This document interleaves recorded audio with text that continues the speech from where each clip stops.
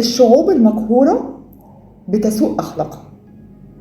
مين اللي قال الكلام ده؟ ابن خلدون. هقول لكم بعض مقتبسات من مؤسس علم الاجتماع ابن خلدون. المغلوب دايما مولع بتقليد الغالب، بيقلده في شعاره ولبسه وكل أحواله. ابن خلدون كمان قال إيه؟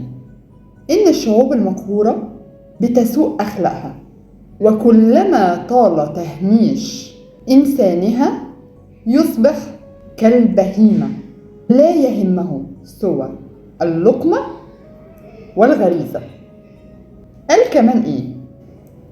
عندما تنهار الأوطان يكثر المنجمون والمتسولون والمنافقون والمدعون والتافهون والقوالون والمتصعلقون وضاربو المندل وقارئو الكف والطالع والمتسيسون والمداحون والانتهازيون، فيختلط ما لا يختلط، ويختلط الصدق بالكذب والجهاد بالقتال، ويعلو صوت الباطل ويخفق صوت الحق، وتشح الأحلام ويموت الأمل، وتزداد غربة العاقل، ويصبح الانتماء إلى القبيلة أشد إلصاقا، وإلى الأوطان ضربا من ضروب الهذيان.